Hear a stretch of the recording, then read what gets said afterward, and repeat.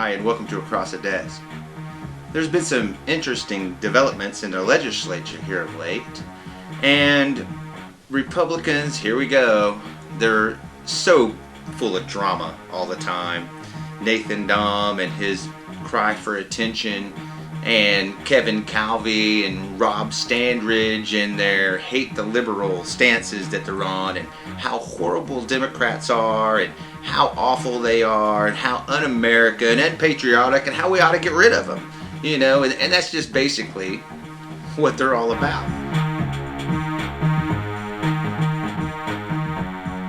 Now there's this House Bill 775 that has gone through, passed the House, passed the Senate, and has been signed into law by Governor Stitt, that is anti-critical race theory legislation. Now, what is critical race theory? Well, it's a poorly coined term by a liberal scholar that conservatives have been able to take and run with and really kind of, in a vulgar way, perpetuate how horrible it is. They were able to take critical race theory and say, well, this is critical of a race, meaning white people, and well, it's causing division and racism, and this just tells you Democrats are racist right here. But really, critical race theory, that's not what it does. It actually teaches about white supremacy, that it exists and did exist, which it has, and it also teaches that laws, certain laws in the past, have been aimed to harm races, and how institutions have been racist as well. But conservatives don't want you to teach that.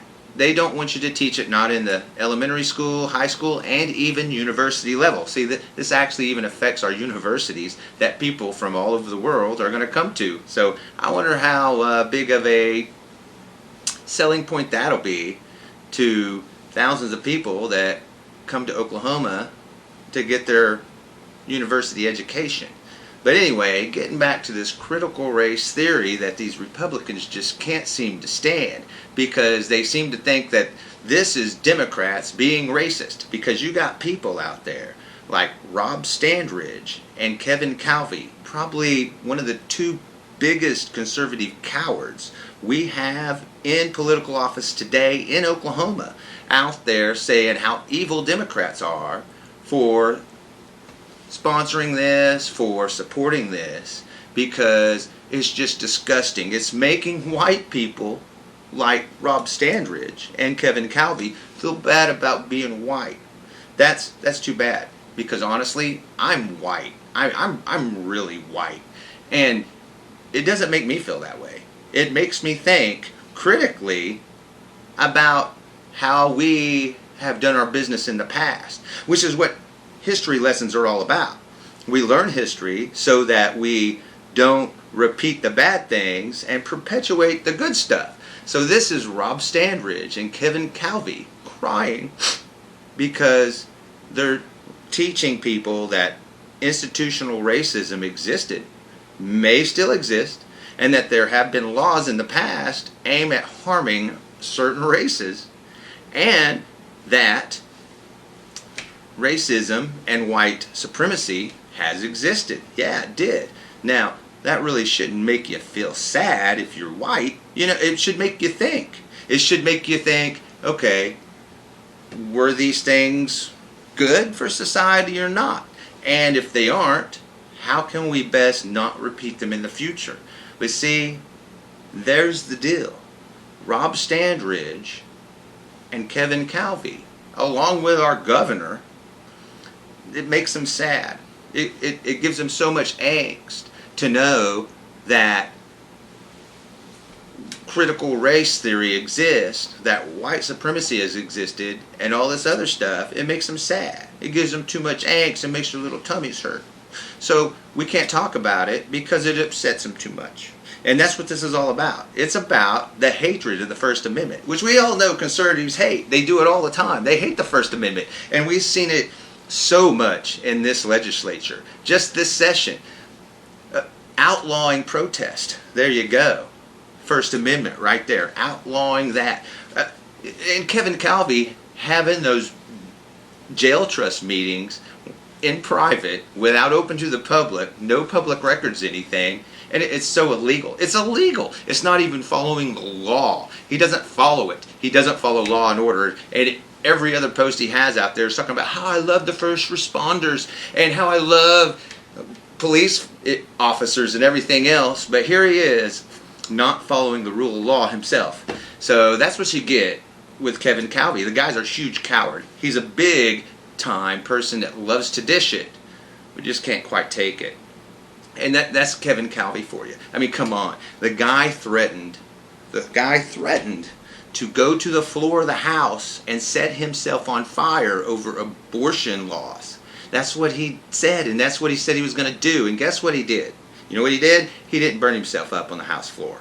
One, that's just crazy. Two, it's highly illegal. And three, it just shows how big of a coward he is. He likes to puff up, I'm really big and tough, and I'm a raw. And then it's like, yeah, I'm not going to do that now. And that's exactly what he got. That's exactly what he didn't get no fire show because, you know, he wussed out. But here you go. So we got Republicans and conservatives going way off the deep end because, you know, they lost a lot of power. They're getting on the crazy train and doing a lot of kooky stuff. And because of all this kooky stuff, causing an insurrection and everything else, well, you know what else is happening? They're losing several thousand people. Several thousand people have left the Republican Party. And most analysts say, well, you know, it's because of the extremism. It's because of the pining for autocracy and getting rid of our Constitution, because exactly what they want to do. And you see it all the time. When they say we need a constitutional convention, that's about getting rid of the Constitution and writing a new one. That's what it's about. So when they say they love the Constitution, it's a lie. They don't really love the Constitution. They want to rewrite the whole thing with a convention. That's what that's about. Rob Standridge is the main guy who keeps putting in legislation all the time to have one. He's one of the main ones who wants to get rid of it. Because you know what? A republic will allow people to pull together and get representatives that represent them. And if they happen to be liberal, well, Rob Standridge can't have that. Because to him, only conservative thinking is the American way. He even says it in his post. Says it in his post. Come join the big tent party of the Republicans. They're not a big tent party. They've never been a big tent party. You know why? I'll tell you this right now, and you can tell right here why they're not a big tent party. They put out, since the 90s, maybe even before that, 80s, they've been putting out on fax machine talking points for their media to go over. And you see it. You see it. This is right out of Karl Rove's book. It's called The Echo Chamber. We get these talking points, we send it to all the media, all the right-wing media, and then they spout off these talking points. And then, after that, we really get the echo chamber going when we can start referencing these other news reports from other people who got the same bulleted talking points as us. And that's exactly what it's all about. That's not big tent at all. Not only that, let's talk about how it's not big tent by saying, you know what, if it was so big tent, why they want to get rid of Liz Cheney so bad? They want to get rid of her. They want to get rid of her not just out of leadership, they want to get her out of Congress. They want to get her out. She was booed. They want to recall her. They want to get rid of her because she didn't toe the Trump line. She didn't toe it. She's not a sheep like the rest of them, so they want to get rid of her. That's not a big tent party.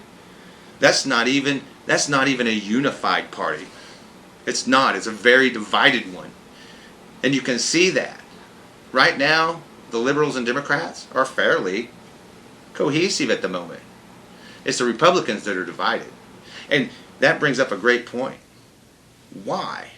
Why should we play kumbaya and the unity game with Republicans and conservatives when they aren't even unified themselves?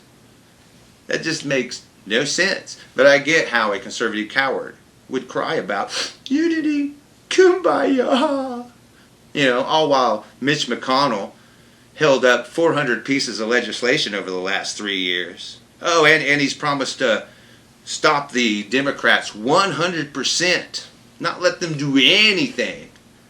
Yeah, so togetherness right there from conservatives. And he's the leader. He's the leader of their party over there in the Senate. And they're all behind it, 100%. So when you hear things like Senator Rob Standridge and Kevin Calvey say that they're the unity party and the Democrats are the ones that are divided, well, you know that's a bunch of baloney. You know it is. And it's not even honest. I mean, you can even easily Google it to find out how dishonest that is. And he's all expecting you to just believe every word he's saying. And you know what's interesting? I think he knows that. Because the only people that are really going to believe it are the base he has. And the base he has are the people that are sending him the money. So that's all he cares about. He only cares about placating the people sending him the money, his base. And you know what? They're going to eat stuff up like that. Even if it isn't true. Even if it isn't true, they're going to eat it right up. So that's what you get with cowards like Rob Standridge and Kevin Calvey, who sit here and spout off the vitriol, the disgusting things they say about liberals and Democrats, and then want to cry that they're not working with us. Yeah, I wonder why we wouldn't want to work with you. I wonder why. When you sit there and say how badly you want to kill us or get rid of us or move us out, you know? I mean, come on. Why would I want to work with someone like that? Why? Why would I? I wouldn't want to. I don't want to. And I'm sorry to say it, but you should just go pound sand if you're going to keep that attitude, because all you're going to get is the little bit of money from your donors for saying stuff like this. Everybody else isn't going to want to work with you. They're going to think you're a clown. They're going to think you're a coward. This is Across the Desk with Kit Fairchild, and we'll see you next week.